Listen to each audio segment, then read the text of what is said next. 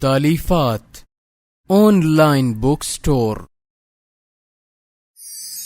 الفكر يا إنسان لو أطلقته متأملا في قدرة الرحمن لخضعت إجلالا وتسبيحا له سبحانه رب عظيم الشان يعلو ولا يعلى وجل علوه وصفاته كملت بلا نقصان سلطانه باق ويبقى ملكه هذا ويفنى كل ذي السلطان في كل شيء قد تكامل صنعه ذا محكم التنزيل خير بيان قد عم أرجاء الفضاء بآيه انظر ترى ما لا يصفه لساني هذه السماء تزينت بكواكب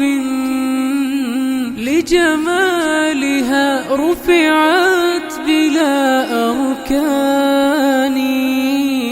والريح تجري والسحاب بأمره يحيي بها ما مات من بلدان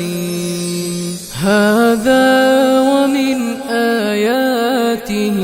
تلك التي حملت بلا رجل ولا بهتان والكل جند للإله أما ترى جندا يقض مضاجع الطغيان وإذا السماء تشققت من هول ما وعد الإله بآخر الأزمان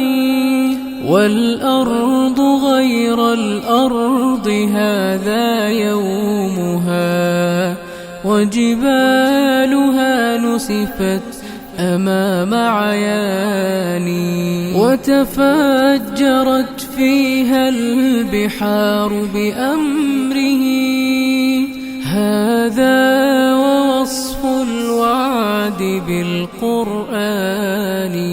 والكل من بعد الممات مردهم نحو الإله الواحد الديان في ذلك اليوم العظيم نفوسنا حشرت وقد خاب ذو النكران من بعد مبعثهم حساب عادل يا سعد من ثقلوا على الميزان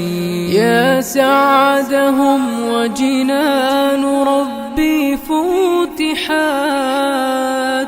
يتقلبون بأنعم الرحمن قد أفلح الماضون في ركب الهدى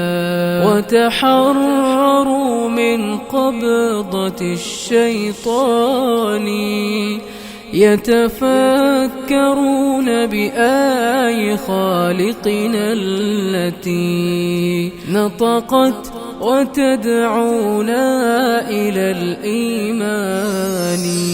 الفكر يا إنسان لو أطلقته متأملا في قدرة الرحمن